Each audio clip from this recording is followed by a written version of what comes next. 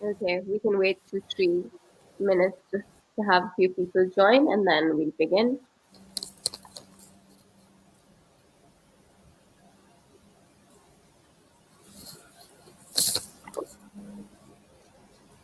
Okay, I guess we can start now. Hi everyone, I'm Maheen Humayun and we're here today with Saba Karim Khan. I'll give you guys a little brief bio about her and about her debut novel, Skyfall, which is what we're here to discuss. I'm so excited all of you are here today, and we'll make this an exciting session as we talk a little bit about writing, fiction, the publishing world, and a lot more. So, Saba Karim Khan is an author, award-winning filmmaker, and educator. Her doc film, Concrete Dreams, was released recently. Concrete Dreams, Some Roads Lead Home. It's won multiple awards at global film festivals, and it's now on Amazon Prime Video, so all of you should check it out. Her debut novel, Skyfall, was recently published by Bloomsbury, and Skyfall delves into the life of the protagonist, Rania, a tour guide by day and classical singer by night, and it's based in Lahore's famous red light district. So now I'll just kind of ask Sabah to tell us a little bit about the book, just a general kind of view into it. Hi, Maheen. Thank you so much for doing this, and I'm really excited. Also, I guess before we jump in, I just want to say a big thank you to Liberty Books because their support with Skyfall it's been staggering. And it's the reason why the book has reached Pakistan. And it would have been such a pity if that hadn't happened. So I'm really grateful to them. And thanks for that generous introduction as well. So the book is titled Skyfall. I get asked a lot about the title. The title literally means the last attempt that you make against a group of people when you're outnumbered. And I think that's sort of the spirit that crystallizes the world of this book. And, despite the dark spaces that it shoves readers into, which I know it definitely does, the primary source of Skyfall, I think, remains this movement from darkness to light. And it's a metaphor that's, referenced repeatedly in the book. So that's kind of, I think, the spirit behind it. I love that. And I think as readers, that's something you cling to, waiting kind of for the light to reach. So I'd like to talk a little bit about the inspiration because I've been reading some really interesting stories, and I think the viewers would be really fascinated to hear where you got the idea and how the seeds kind of formed. Yeah, well, Maheen, I think there's two things to it. First of all, if I talk about just the inspiration of writing a book, I would have to say that Skyfall is sort of, I think, from scratch to finish, it's in memory of my father. And I think it's because for the 25 years of my life that he was alive, whether it was at home, whether it was on a long drive, it was during some kind of crazy midnight feast we'd be having, he would talk to us about these three different books that he had scripted in his mind. And so I think Skyfall is a very modest, it's a very tiny attempt to fulfill a really large dream that he carried. But coming to the book itself, I think for a while I'd had this nagging feeling, this feeling that was plaguing me, which is that our jobs often make us feel like we're cogs in a wheel. It feels like we're doing this for the check at the end of the month. And of course, that check is really important to all of us, and it should be. But there was a big focus on living my life for the resume, and gratification and happiness was almost like adjunct to that really mechanical life I had started living. And I think I trained my mind to think, hey, I mean, I can't reroute. I can't really change, the way I'm leading my profession. And then one winter, I was sitting at NYU and we were, a guest speaker had come to talk to the students. And I've said this now at several places and in interviews, but he said something that was staggering, and it was jaw dropping. He was quoting someone else, and I'm probably butchering the quote now, but it was something like, most men and women lead lives of quiet desperation and go to the grave with the song still in them. And he said, hey, what's your song? And he asked everyone to take 5 minutes, write their song on a piece of paper, and, just share it with the person sitting next to you. And it was very intimidating because obviously, I hadn't really spent much time thinking about this before, 5 minutes to come up with something like that. But yet I think Skyfall seeds were sown that morning because those 5 minutes forced me to think about something that I had been putting off for a long time. So I think that's kind of the little backstory. I love that so much, and I think that'll definitely resonate with a lot of people because so many people they ask a lot of writers, is there that one moment? And it doesn't have to be one moment, it can be a series of moments. But I love that you have this story. And I think a fun thing could be, if those of you who are watching, if you guys could think about that question, and maybe if you guys have a song that hasn't been sung yet, what is that to you, and what does this quote essentially mean to you? So if you want to drop it down in the comments and we could read them out at the end, that could be something exciting to do. Yes. So one thing I think that fascinated me most, or not even fascinated, something that I just loved about the book and devoured, was the way that mostly, typically in Pakistani fiction, it's something that we don't really see a lot, which is the portrayal of sexuality and, of course, shedding light on the LGBT community.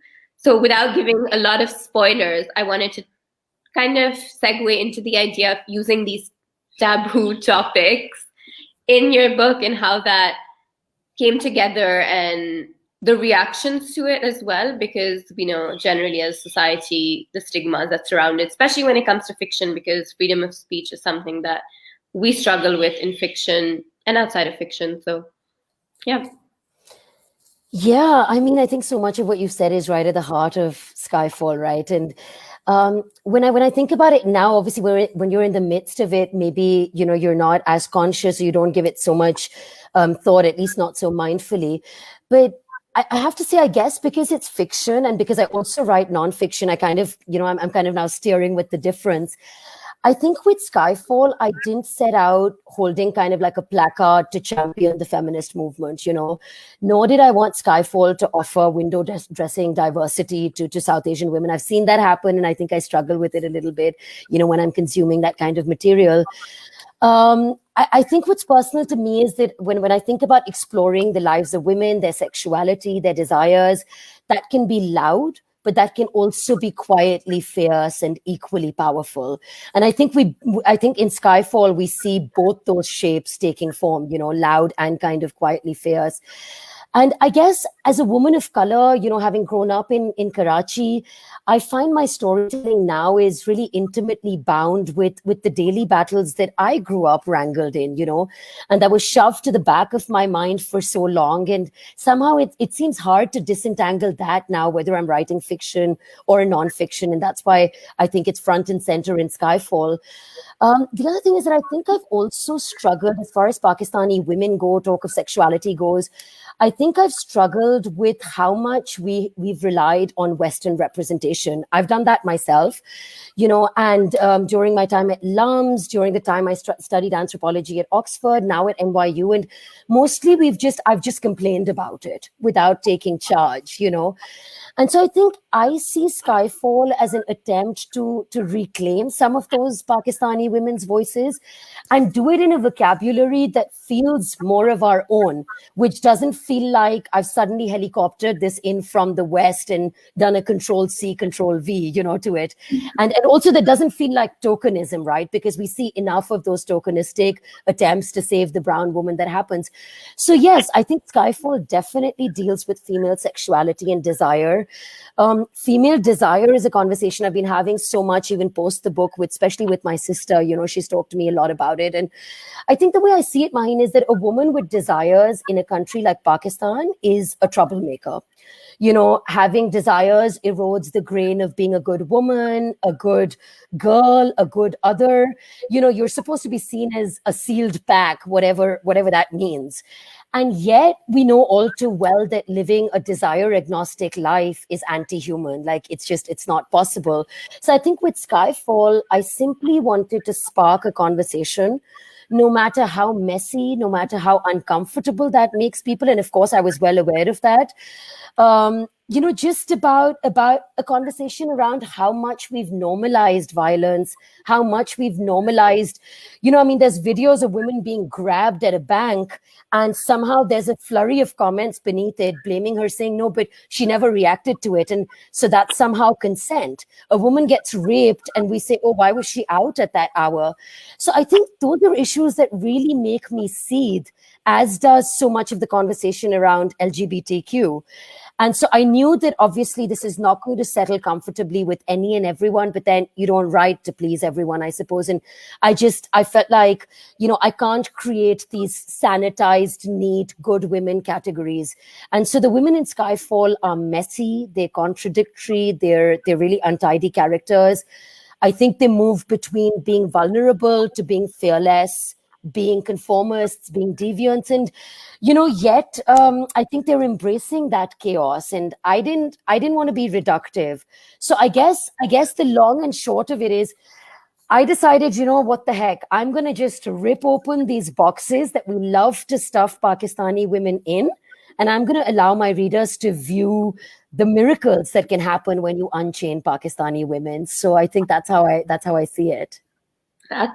That's beautiful, and we are all here for it.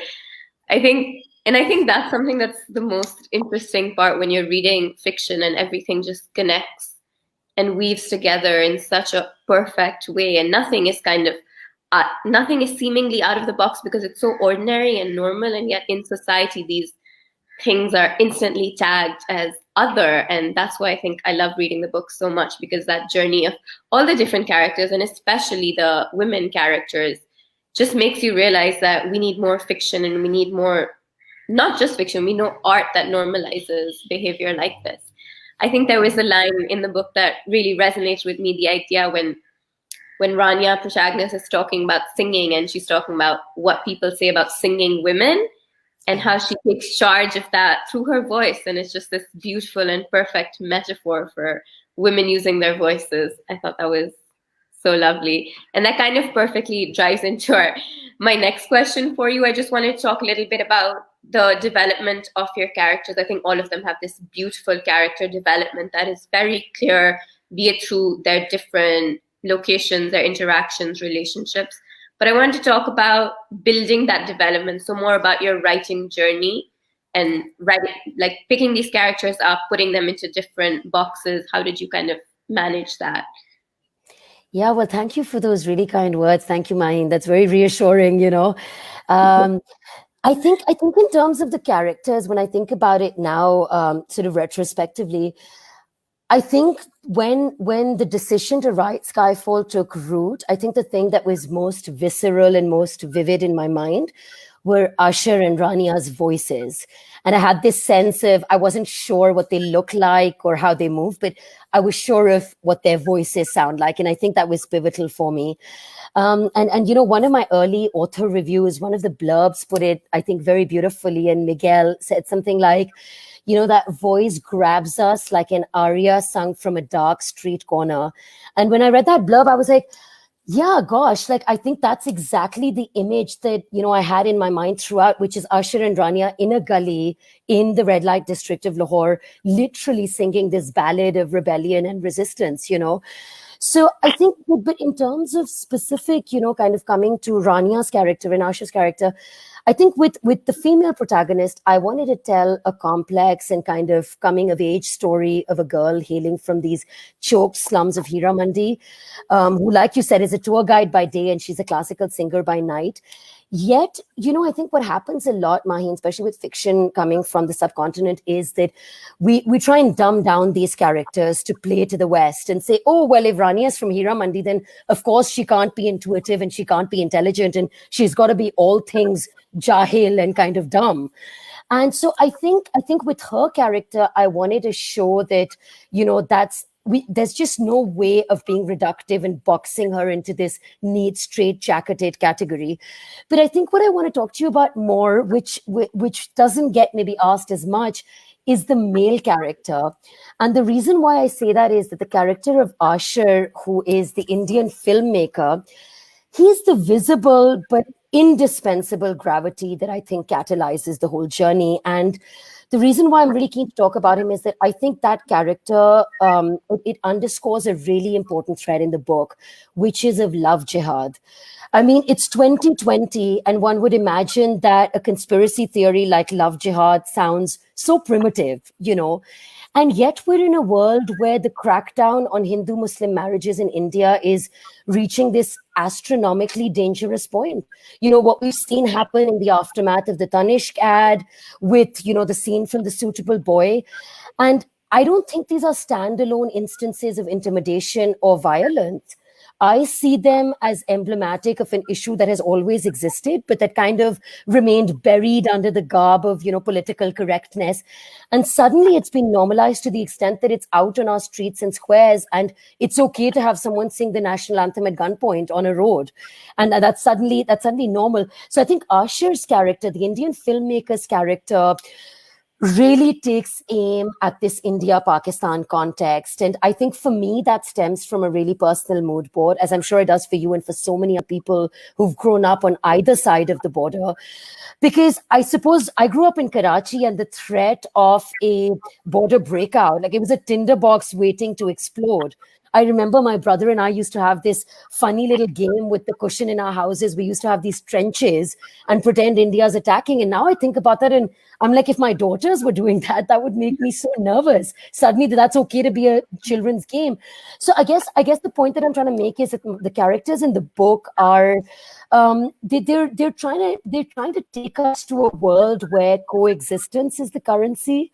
To try and imagine a post-apocalyptic, a post-love jihad world, where I think you can outlaw the weapons that we're now using against communities like Muslims, where I don't need to show you proof in a handbasket of my love for a woman or a man of another faith just to avoid being incarcerated.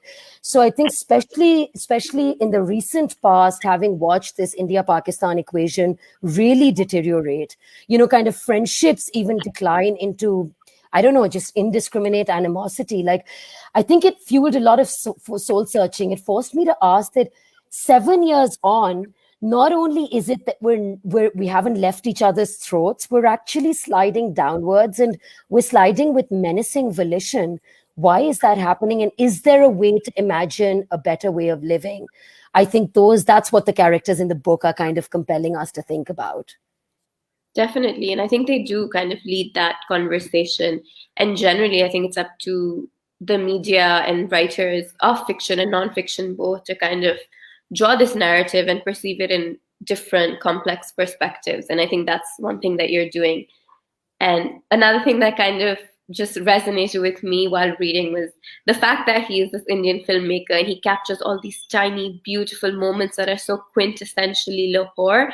And it shows this very raw, beautiful image of the way things essentially are and how we kind of wear these different types of glasses to view them, maybe view our relationship with India or India's relationship with Pakistan, but how he kind of really drives it home by picking these imperfect moments to shed light on. I think and that's what we kind of tend to forget a lot of the time, not us in particular, but a more general we. So this kind of draws me into the idea of how we were talking about, you said that a lot of your locations and settings kind of emerge as characters. Yeah. And I want to kind of talk a little bit about that, and I even want to ask you, in fact, about the research that went into that, because each setting that you describe, it's so specific and beautiful and everything comes to life. So let's talk about that a little bit. Yeah, I mean, Maheen, right from the cover, I suppose, right? And the reason why I pick up the cover is that we had so much back and forth on it. And yet, yeah, I mean, I think because like I was saying, I think I had this really visceral impression of the places. And yes, I do kind of see them as working like characters in the book. And you tend to get really typical images of Pakistan on the internet. And I didn't want this typical oppressed woman on my cover. So, we ended up having a beautiful photo shoot in front of the Sheesh Mahal in Lahore. Arish, who's a wonderful photographer, did that. But coming to your question about locations, I think I see this movement between Lahore, Delhi, New York. It really lies at the heart of the entire story, in the entire arc, because as we move settings, we're also seeing a symbolic shift, which is we're moving from nightfall to day to dawn. And my early reviewers who read the book, a lot of them were American authors who had very little familiarity with the subcontinent and, obviously hadn't visited. And they kind of responded to say that the setting and the sense of Lahore comes across very, very powerfully. And I think that was a big relief because, I can't assume that it's everyone who's roamed the streets of Lahore the way I have. But the other thing about places, I suppose, is that her journey from Lahore all the way to New York was, I think it was non-negotiable for me because again, it's this coming of age story for a girl who's from these choked slums, who grew up thinking, oh, this is the glittering first world, the West, this country that's so much superior to mine, that is out there to save the world, that has her believe that hers is, I mean, a really, really inferior nation. I don't want to use any other word, which might be a bit borderline, sort of not halal. But I guess what I'm trying to say is that in order for her to have that reclamation of Lahore, I needed her to make that journey all the way to New York and to debunk some of these myths that she had about both those places, and then I think, again, that also worked because a lot of the fiction that I've read coming from the subcontinent tends to play to these tropes, fitting Pakistan into a particular category, fitting the West into a category. And I guess the point is, I didn't want to downsize the problems in Pakistan. So, of course, she's got this abusive father who's peddling the flesh trade in Hira Mandi. There's lots of that religious hypocrisy happening. But at the end of the day, I wanted to show that things can be broken yet beautiful.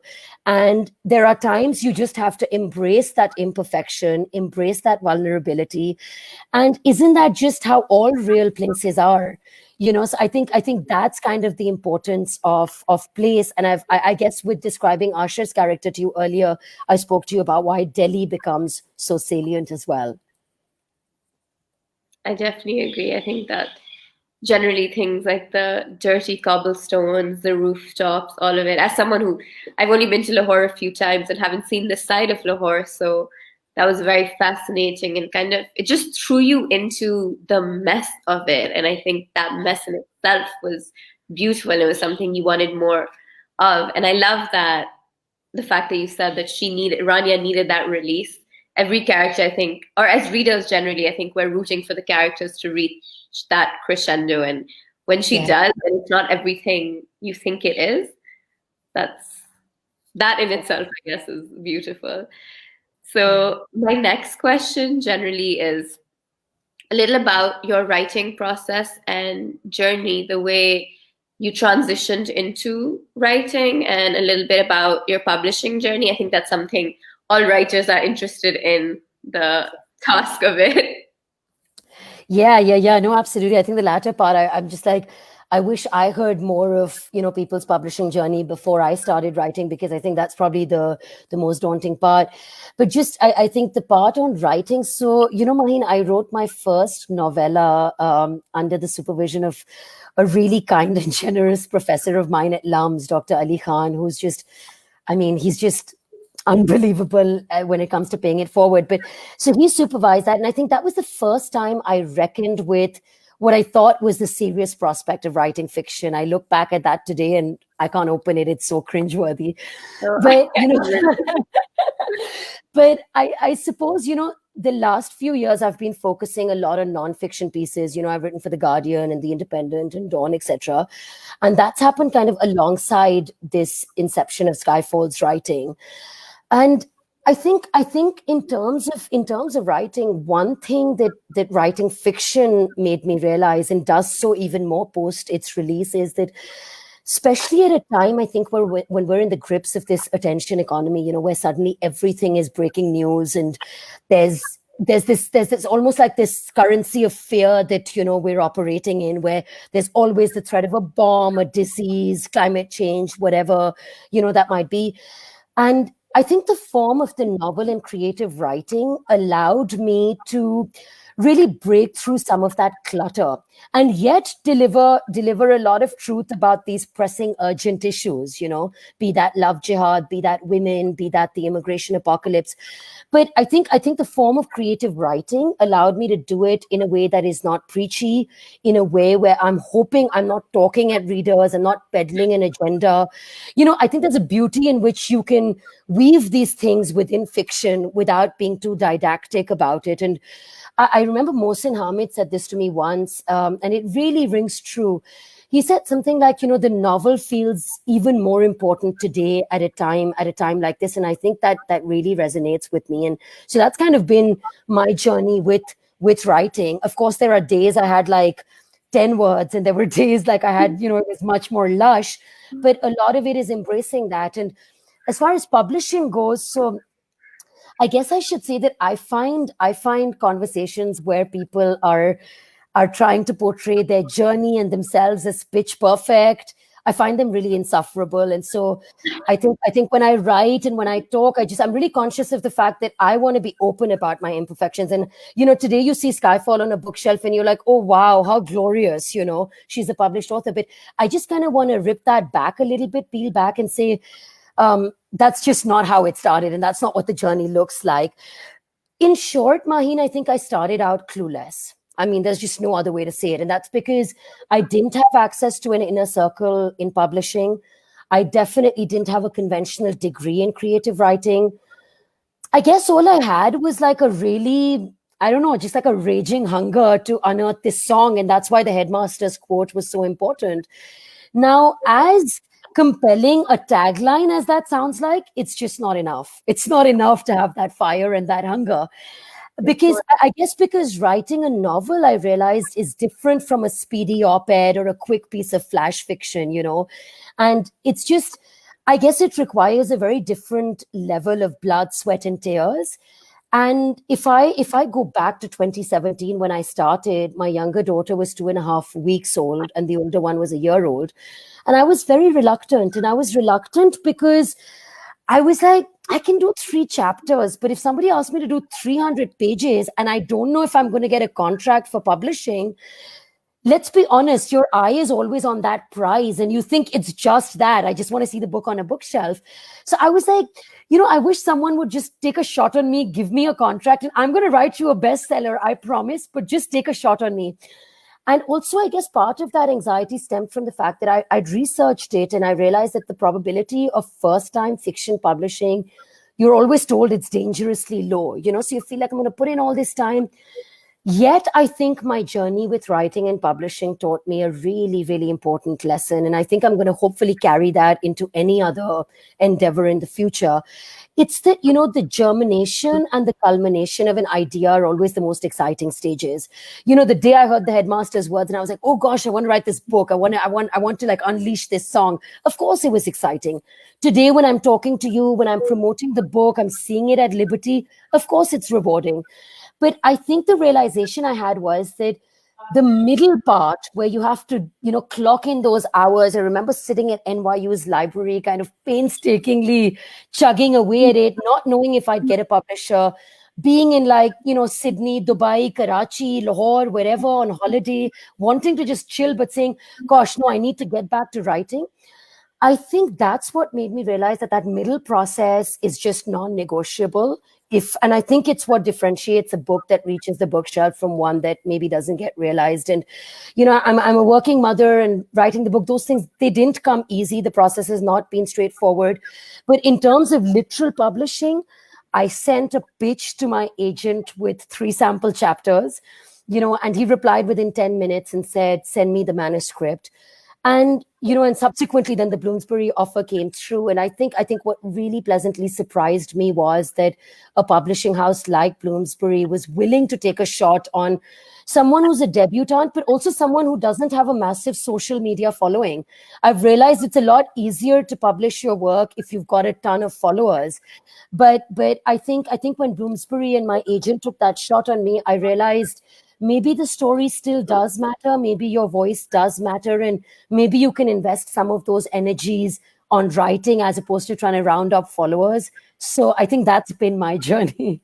Agreed. I think that's so real, and that's something a lot of writers who generally don't give time to social media need to hear, that the story will essentially always be important, regardless of whether it's for publishing for an entire novel or even if it's just for you sitting on your laptop. I think you have to keep telling the stories no matter who reads them, I guess.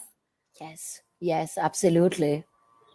And I'm so glad you shared that. Thank you so much for sharing. I think that it's definitely something that'll help a lot of people because there's a lot of doubt, uncertainty, isolation definitely, when it comes to the writing experience. Yeah. I did want to ask you one question about your protagonist. Do you think, generally about narration, do you think your narrator is a reliable narrator? What do you mean? Do you think the readers, in your opinion, do you think readers tend to trust her, or they have I see. this level of distrust? Yeah, I mean, I'm so glad you asked this question, Maheen, because I would say that I hope it's a combination of reactions that people have, because I think my intent with both the protagonists, and especially the female protagonist, was that we tend to storytell with this sense of, let's do a clean arc. Let's have people really just end to end, keep it black and white, and have, like, she can't do any wrong. Yeah. And I have to say that I think the decision to keep her gray was really conscious.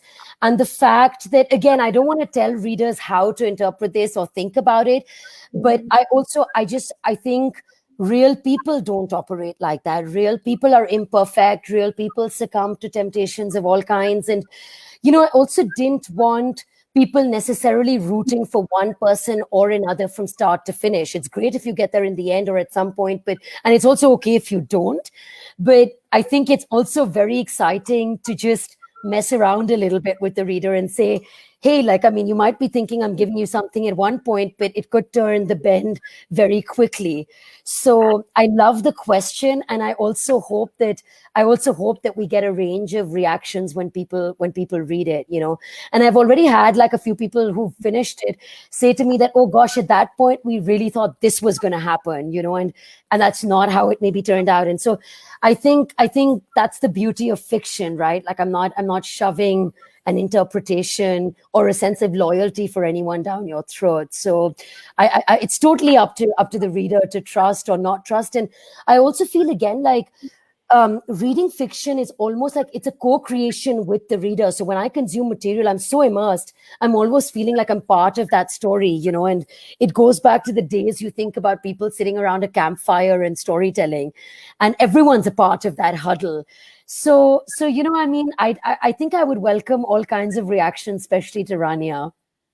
I find that really interesting, just the idea of the storytelling aspect, because I think for me, generally, when I'm reading, it's just me and the book, and there's no one else Yeah. within it. And I love that idea of it being something so intimate and personal. And so, this is my last question. I want to ask you. You've kind of answered it a bit, but just generally about storytelling, aside from what you've already told us, what do you think for you lies at the heart and the core of storytelling? Yeah, I mean, I think, like I was saying, I enjoy storytelling in all its forms, right? So whether it's visual, whether it's fiction, whether it's nonfiction, I think I think it just opens up a window into a new world, right? In a world that could be relatable or could not be relatable. And so, in that sense, in a strange way, it feels like a form of traveling, whilst still, exactly like you said, being so intimate and being so solitary in so many ways, and without necessarily going anywhere. I think for me, what's been at the heart of storytelling, and it's still very much a work in progress. I don't think I've kind of mastered this. Is that I've had to invest a lot of time in trying to find my own voice, because you consume all this material, you read. There's Netflix, there's Amazon Prime, there's the work I do at NYU, and of course, it inspires you, it moves you. But then it's taken me a while, and I'm sure this is going to keep evolving. You think about, all right, I'm a South Asian woman of color, I'm from a middle class background, from a Muslim country. I think somewhere I realized that those kinds of aspects of my identity are very intimately bound with my storytelling. So that's one thing. I think the other thing for me, whether it's through a documentary, whether it's through Skyfall, is that I think what lies at the heart of powerful storytelling is, am I delivering my voice in a way that is easily understood by people, or is it deliberately esoteric? Like, I think if someone's having to read the same sentence of Skyfall thrice, I need to rethink it, and this has very much been a journey for me as well. If I go back to the novella I wrote in Lums, I struggled to read parts of those sentences as well, because obviously it was very new to me at the time, and the process. And I think my rule of thumb with storytelling is, if my mother cannot get it, then I'm operating in an intellectual echo chamber, and I need to revisit my writing. So I think that resonance is very important. And the last thing is, and I think this is something I've realized over time, is that I think storytelling has some kind of a musicality to it as well. And now I don't mean like the literal verses and shairi in something like Skyfall, which is of course poetic, but I think it's that sense of being like poetry in motion almost. And I remember we were watching a tennis match of Federer playing in Dubai once, and my brother said, "This looks like poetry in motion." And those words have stuck with me about writing as well, because it almost feels like it has a lyrical quality to it. People have said that to me about Skyfall as well. And earlier, that kind of feedback used to make me tentative. Now I think I really embrace that. And sometimes when I read my own writing out loud, I also feel like it's all right if it's lyrical. And so I think at the heart of storytelling is, for me, has been to become comfortable with my voice and kind of with my distinct way of telling the story. Definitely, I agree. And I do think lyricality in prose comes out in a completely unique and beautiful way. There were so many times when I stopped and reread a few sentences in the novel because they had that lyricism to them, and I wanted to read them over and over again, and it did kind of match that art of poetry. Yeah. So that kind of leads me into asking whether you'd like to read a little bit, a sneak peek for our viewers. Yeah, sure. Okay, I can read something. I could read a short piece. Okay, so this is towards the third section of the book, which is dawn, and kind of marks that movement from darkness to light, which, like I was saying, is a metaphor that lies at the heart of the book. So maybe I'll read from there. But I've seen my mother and sister navigate the sex trade. I've shaken myself in front of a room full of hawkers, and my body has been thrown into mid-air. I'm no stranger to bullies, and if there is one lesson that the Mohalla taught me, it is to never beg for a bully's kindness. How were you allowed to come to America so far away all by yourself? The officer asked. Allowed? I repeat. I didn't seek permission from anyone before coming. I want to tell the man to not judge a South Asian woman's mind by her brown skin. A mind is just a mind, be it fair or dark, resilient or vulnerable, spirited or lifeless. And some brown women have beautiful minds, which aren't limited to small talk.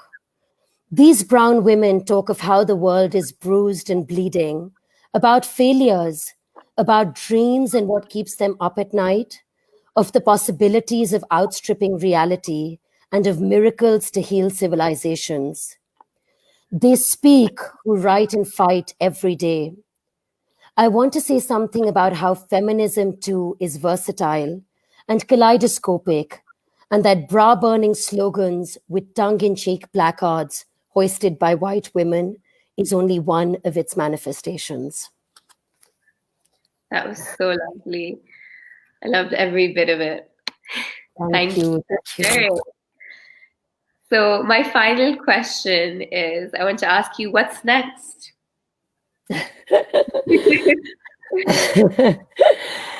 Yeah, I mean, I think like I said, well, no, not any longer. I have a 3-year-old and a 4-year-old. I have 2 small daughters. So I hope sleep is next. I hope abundance of sleep is next. But no, seriously, I thought I'd written these pages and now the work's done. So I think post-release has been very, very exhausting. I'm tired. I'm enjoying it, but I think it's been very consuming. I'm kind of showering the kids and I'm thinking about what am I going to say at the Emirates Lit Fest, and I've never done this stuff before, so it's like I think I'm quite exhausted right now. But in terms of creative stuff, so I think I'm gonna focus on visual storytelling for a bit, and I've directed a mini series. It's in post production right now, which is based on Me Too in South Asia, and it's a series that is based on interviews with women from South Asia. They're women from India, Nepal, and Pakistan, college students who are survivors of sexual harassment.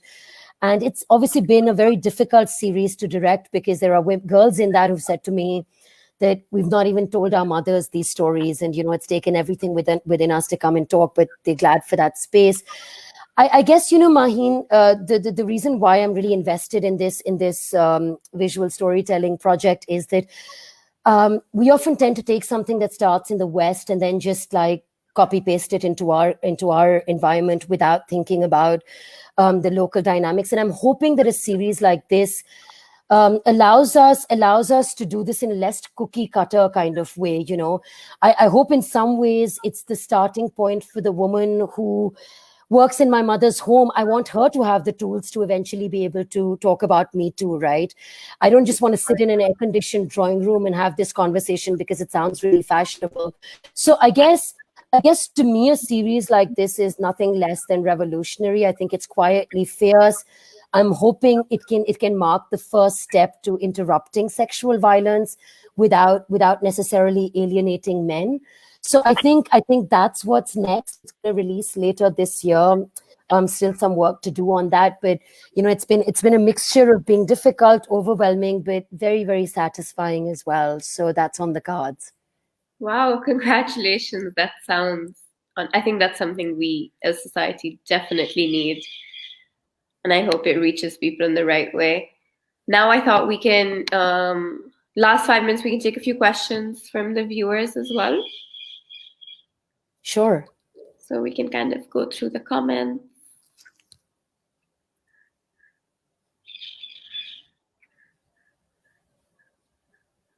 I'm just scrolling up to see them. Sure. Okay, a lot of praise, Saba. Okay, that's lovely, Saba. The characters, as you say, are messy or contradictory, but they are so real, can be related to at so many different levels. Definitely. I totally agree. Okay. That's a great question. Thanks, Saba, for sharing your journey with us. Wish you success ahead. Lovely. We'll give it 2 more minutes before we wrap it up. But also, in the meantime, if you haven't bought your copy yet, here it is. Have a look. Make sure to get it. You can buy it from Liberty. It is a must read.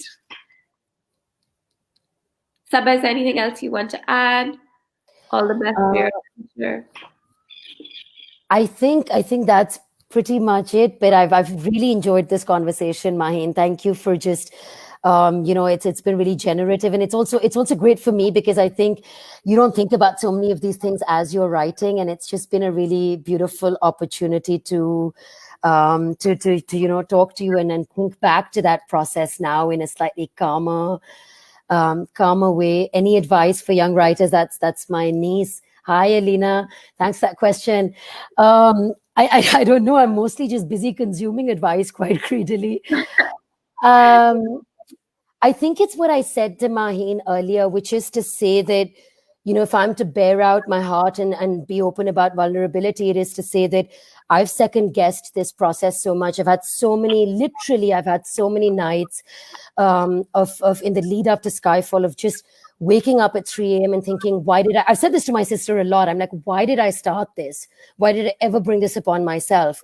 And that wasn't in some kind of humble or modest way. So I think the only advice I have is that the same thing I said about staying that course and putting in that effort. I know hard work sounds like such a horribly preachy thing to say, but What it is.